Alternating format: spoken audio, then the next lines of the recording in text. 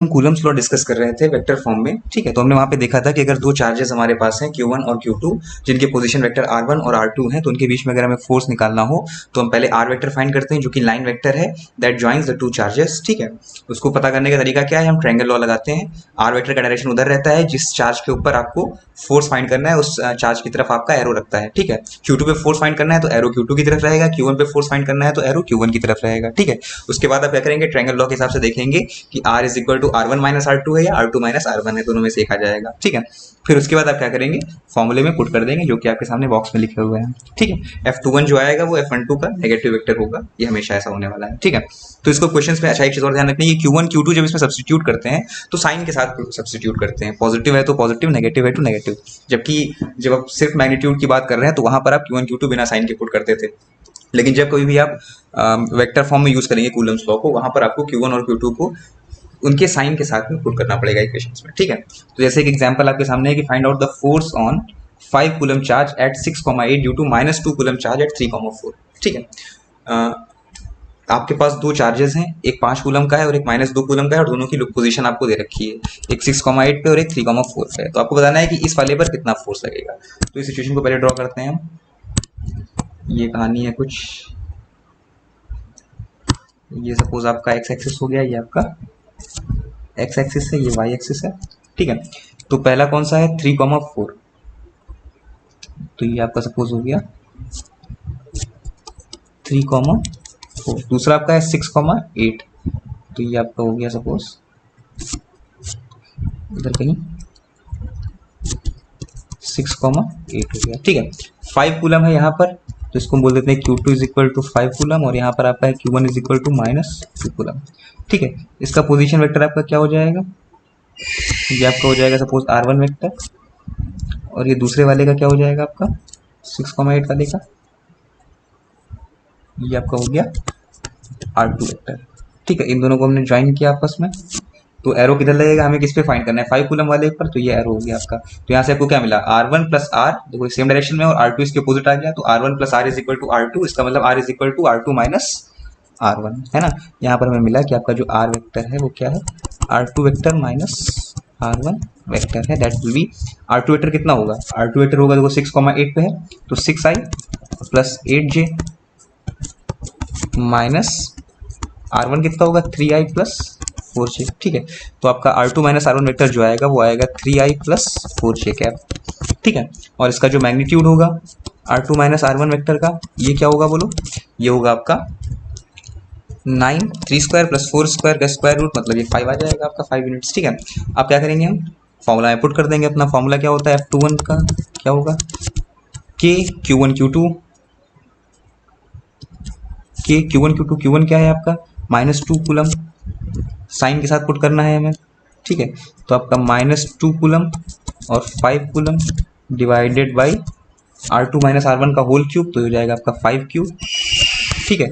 और डायरेक्शन इसका क्या है 3i, वेक्टर क्या है इसका 3i प्लस 4j, ये आपका होगा, ठीक है। इसको आप सॉल्व कर लेंगे, इसमें आप k की वैल्यू पुट कर देंगे 9 × 10⁹ और सॉल्व कर लेंगे, तो आपको F21 का मैग्नीट्यूड भी मिल जाएगा और वेक्टर फॉर्म में भी आपको फोर्स मिल जाएगा। F12 पूछेगा तो क्या करेंगे, आप सिर्फ इस पे नेगेटिव साइन लगा देंगे, काम आपका हो जाएगा, ठीक है। तो ये आपका हो गया क्वेश्चन। दूसरा क्वेश्चन देखो, ये थोड़ा सा अच्छा क्वेश्चन है। इसमें क्या बोला जा रहा है कि आपके पास एक क्यूब है जिसका साइड 1 मीटर है और उसके सारे कॉर्नर्स पे 1 कूलम का चार्ज 1 कूलम चार्ज सारे कॉर्नर्स पे रखा हुआ है, और कॉर्नर 1 जो है आपका वो ओरिजिन पे है, ठीक है, मतलब 0,0,0 है वो। आपको बताना है कि चार्ज नंबर 6 जो कॉर्नर नंबर 6 है, ठीक है, उस कॉर्नर पे कितना फोर्स लगने वाला है, ठीक है। तो कितने चार्जेस, कितने कॉर्नर्स हमारे पास हैं, 8 कॉर्नर्स हैं, ठीक है। और हमें क्या बताना है 6 नंबर पे कितना फोर्स लगेगा, तो 6 नंबर पे बाकी के सातों चार्ज फोर्स लगाएंगे, है ना। जिस लाइन के अलॉन्ग वो ज्वाइन कर रहे होंगे उस लाइन के अलॉन्ग वो फोर्स लगाएंगे, ठीक है। तो सातों फोर्स लिख करके उनको वेक्टर फॉर्म में लिख करके सातों फोर्सेस को हम ऐड कर देंगे तो हमारा आंसर आ जाएगा, ठीक है। तो यानी कि हर फोर्स का हमें वैल्यू लिखना है पहले वेक्टर फॉर्म में और फिर उनको सबको ऐड कर देना है, ये हमें करना है, ठीक है। तो 6 पर देखो कौन कौन से फोर्स लेंगे, सबसे पहले सबसे पास वाले देखो, 3 वाला, 5 वाला और 7 वाला, तो ये 6 आपका है, ये आपका 6 है। तो यहाँ पर ये 7 इसके जस्ट नीचे है, 3 इसके जस्ट राइट में है और 5 इसके जस्ट लेफ्ट में है, ठीक है। तो अगर हम इनकी वजह से फोर्स देखें क्या लगेंगे, जो 3 वाला फोर्स लगाएगा देखो ये लग रहा है फोर्स ड्यू टू 3 इस डायरेक्शन में लगा है, फोर्स ड्यू टू 5 किस डायरेक्शन में लगेगा इस डायरेक्शन में लगेगा। रिपल्शन का फोर्स होगा कि नहीं, दोनों सेम सेम है। और 7 वाला आपका ये लगेगा, ठीक है। अब अगर हम इनकी वैल्यूज देखें तो देखो सारे ही सारे जो तीनों जो फोर्स हमारे हैं, ठीक है, चार्जेस सब पे 1 1 है, तो चार्ज Q1 Q2 सबके लिए सेम हो गया।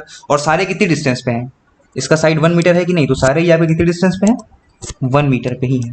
तो इन सबका जो मैग्नीट्यूड होगा वो सेम आएगा, बस डायरेक्शन अलग अलग आएगी, ठीक है। तो मैग्नीट्यूड क्या आएगा, अगर हम सबकी ऐसे मान लो F1 के लिए लिखते हैं हम सपोज, सॉरी F3 के लिए, F3 क्या होगा आपका, K Q1 Q2 दोनों 1 1 तो 1 हो गया, upon R square R cube sorry, है ना।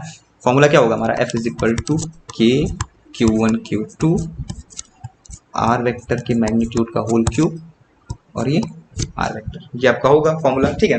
तो R वेक्टर का मैग्नीट्यूड का मतलब इन दोनों के बीच में जो डिस्टेंस है उसका मैग्नीट्यूड, ठीक है। तो कितना है, ये 1 मीटर है, तो डायरेक्टली यहाँ पे 1 मीटर पुट करेंगे तो 1 मीटर का क्यूब क्या आएगा, 1 ही तो आएगा, ठीक है ना। तो आपका हो गया K और 1/1, तो सिर्फ K ही बचा हमारा। और डायरेक्शन क्या होगी बोलो, किन दोनों के बीच में, देखो 6 और 3 के बीच में। तो 6 के कोऑर्डिनेट्स क्या होंगे, 1,1, एक बार पहले कोऑर्डिनेट लिख दो सबके, देखो थोड़ा इससे आसान हो जाएगा। 1,1,1 है, 2 का क्या होगा, x पे आप 1 आए, y z पे कुछ नहीं गए तो 1,0,0, ठीक है। यहाँ पर आप x पे 1 आए थे, फिर आप z पे भी 1 चले गए, ठीक है। x पे 1 आए, z पे 1 चले गए, y पे कुछ नहीं गए, तो ये आपका हो जाएगा 1,0,1, ठीक है। अच्छा, यहाँ पर आप z की तरफ 1 आए, x y में कुछ नहीं गए, तो आपका हो जाएगा 0,0,1, ठीक है। ये क्या हो जाएगा आपका 0,1,1, ये क्या हो जाएगा आपका 0,1,0, ठीक है। ये क्या हो जाएगा आपका x पे 1 y पे 1 z पे कुछ नहीं, तो 1,1,0, ये आपके कोऑर्डिनेट्स हो गए सारे कॉर्नर्स के, ठीक है। तो हम 3 के ऊपर बात कर रहे हैं, फोर्स ड्यू टू 3, तो क्या हो जाएगा बोलो, 6 का क्या हो जाएगा, तीनों पे 1,1,1, तो इसका हो जाएगा 1,1,1।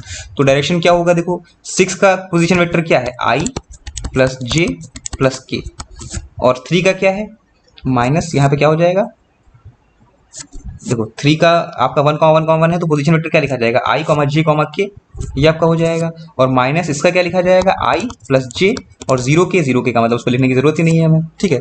तो क्या बचेगा आपके पास, देखो i j कैंसिल हो जाएंगे, क्या बचेगा आपके पास k और ये k क्या है, यानी कि k मैग्नीट्यूड का फोर्स k कितना होता है, 9 × 10⁹ होता है। इतने मैग्नीट्यूड का वेक्टर, इतने मैग्नीट्यूड का फोर्स किधर लगेगा बोलो, अलॉन्ग द k, यानी कि k की तरफ का मतलब z एक्सिस की तरफ, है ना। तो इधर क्या होता है, z की तरफ क्या होता है, k होता है कि नहीं होता है, इधर देखो ये किधर जा रहा है, F3 किधर जा रहा है, z एक्सिस की तरफ जा रहा है कि नहीं जा रहा है। तो ये चीज भी आप डायरेक्टली लिख सकते हैं, यहाँ से ऑब्जर्व करके भी लिख सकते हैं कि भाई F3 ये ऑब्वियसली अलॉन्ग द लाइन जाता है, और रिपल्शन का फोर्स होगा तो जाहिर सी बात है z एक्सिस की तरफ ही जाएगा, तो यहाँ पर k कैप ही आना चाहिए था, और वो आपका कैलकुलेशन से भी आ रहा है, ठीक है। तो आपका F3 कितना हो गया, k, और ये k कैप की डायरेक्शन में आ जाएगा, ठीक है। अच्छा, अब हम देखते हैं सपोज F7 देखो, तो मैग्नीट्यूड सबका सेम है, तो मैग्नीट्यूड इसका भी क्या आएगा, डायरेक्शन इसका क्या हो जाएगा, F7 देखो ऊपर की तरफ लग रहा है, तो ये कितना आएगा बोलो, इसका डायरेक्शन किधर आएगा, y एक्सिस की डायरेक्शन में, क्या हो जाएगा j कैप।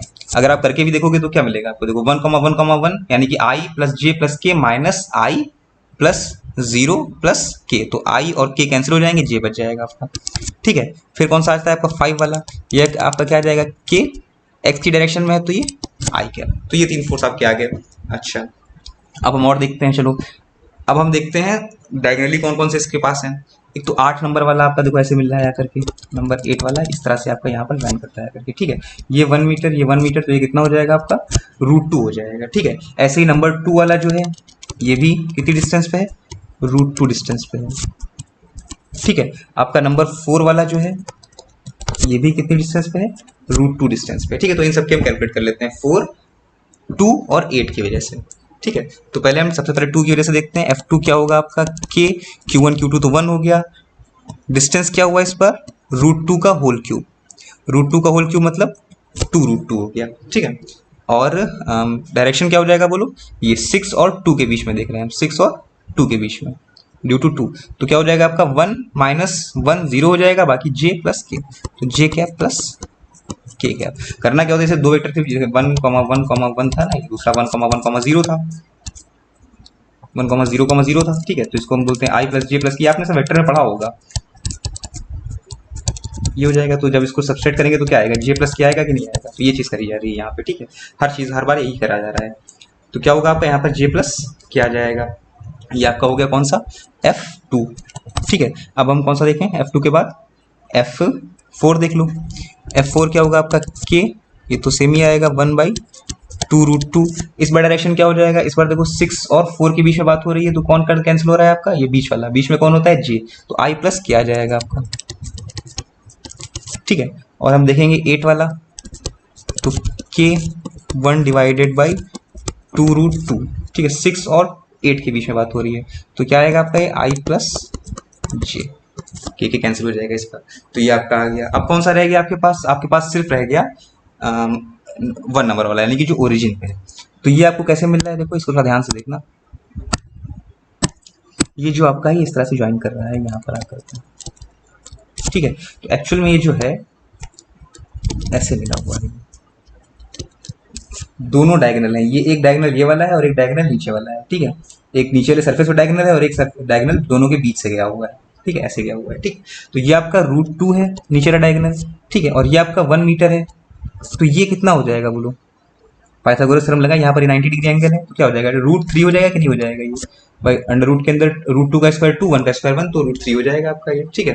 तो 1 और 6 के बीच में डिस्टेंस कितनी है, इस बार डिस्टेंस आपकी है √3, ठीक है। तो हम देखते हैं क्या फोर्स आएगा। तो जो फोर्स ड्यू टू 1 आपका आ रहा है 7 के ऊपर, वो आपका आ जाएगा K1, और √3 का क्यूब क्या हो जाएगा 3√3, और इस पर क्या हो जाएगा 1, यानी कि I plus J plus K minus 0, तो I plus J plus K, ठीक है। तो नेट फोर्स क्या हो जाएगा, आप इन सबको ऐड करके लिख देंगे, ठीक है। तो नेट फोर्स जो आपका हो जाएगा वो हो जाएगा F1 plus F2 plus F3, सारे के सारे ऐड करके लिख दो, ठीक है। तो K बाहर आ जाएगा आपका, I plus J plus K 3√3 plus आपका यहाँ पर देखो 1/2√2 सब में कॉमन आ जाएगा, इसमें और इसमें, तो क्या यहाँ पर बचेगा 2I प्लस 2J ऐड होंगे, और यहाँ पर ये 2K हो जाएगा, ठीक है। इन सब में आपका क्या कहूँ, ये बाकी तो I plus J plus K हो ही जाएंगे अकेले अकेले ही, ये तीनों, ठीक है। इस तरह से आपका बन जाएगा, तो ये 2 कैंसिल हो जाएंगे, बाकी आप उसको सिंप्लीफाई कर सकते हैं, ठीक है। क्या आएगा आपके पास, I plus J plus K सब में से कॉमन आ जाएगा, तो K टाइम्स आपका ये बचेगा 1/3√3 प्लस 1/√2 प्लस 1, और ये I plus J plus K, ये आपका आ गया फोर्स, ठीक है। तो इस तरह से इन प्रॉब्लम्स को आपको अप्रोच करना है, दोनों प्रॉब्लम्स आप एक बार अपने आप से करेंगे तो आपको अच्छे से क्लियर हो जाएगा, ठीक। फिर नेक्स्ट क्लास